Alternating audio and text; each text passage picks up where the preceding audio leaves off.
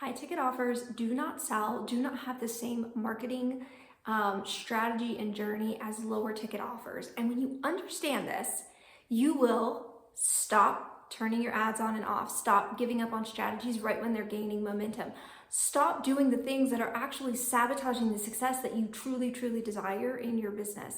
Because most of the online strategies and what you see in your news, in your reel on Instagram and Facebook, when you're seeing the ads come through, they are telling you that everything should work really quickly and your ideal client should be jumping into your offers, and if they're not, you're doing something wrong. And so many founders say, well, then I must be doing something wrong because I've run my ads now for 2 weeks and nobody has booked a call. Nobody has become a client. And the truth is that with a higher ticket offer, with a higher ticket price point, comes a longer client journey. And when you understand that, you will stop sabotaging the success that you're very likely already seeing in your business, such as lower cost per lead, more people coming through your funnel, more engagement on your ad. If you're doing organic, more people engaging with your content, more views on your stories. All of these are little leading indicators, right? Like my background is in finance. I used to work at Merrill Lynch and then Morgan Stanley. So we always looked at leading indicators. We looked at what we could see with our eyes visibly, right? And then from that, we would determine what was the next logical step.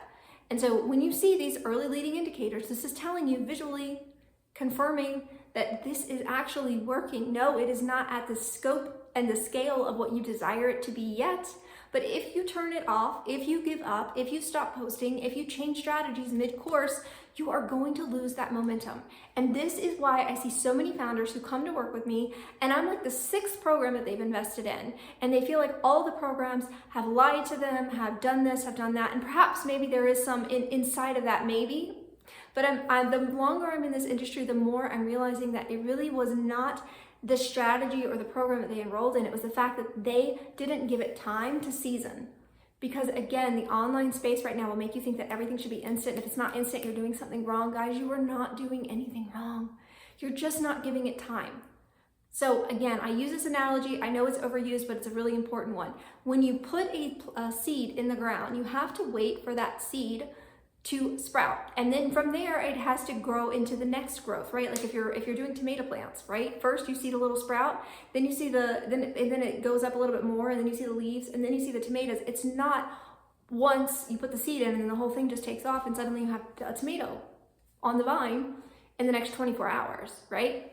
Your business is on the same trajectory, and within every single business, a big piece of how quickly your business is going to see that success. Yes, of course, we look at the data and we look at the KPIs and the leading indicators, but then from there you have to look at your industry, specifically for your industry.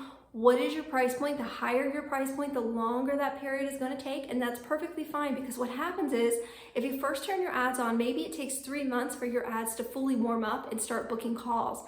But now in month 3, now that's very likely where you're going to see that compounding effect, and now you start to see better qualified people coming through, more calls getting booked, the same amount of ad spend, nothing changed in the strategy. It's just that you allowed the system to do what it needs to do, and you stayed there in this example of the seed, watering the seed, nurturing it, making sure that it was taken care of, making sure it's doing what it needs to do, but letting it do what it needs to do along the way.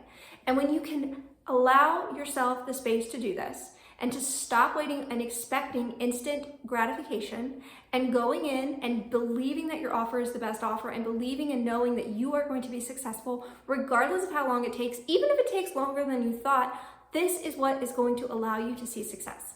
Because when you set your objectives and your goals on somebody else's timeline, you were always going to be chasing somebody else's timeline that was never yours. And so that's when you're going to keep trying and then give up, and then pivot to the next thing and try and give up. And now you've wasted time, you've wasted momentum, and you keep going back to the beginning. So again, high ticket offers are very different from low ticket offers. They have a different journey for all of your clients, and that is determined by the price point of your offer, your industry, your niche, your offer specifically, and you and your belief and your conviction that you hold behind the scenes. If you liked this video, I would love it if you would subscribe, leave a comment, and then I'll see you inside the next video.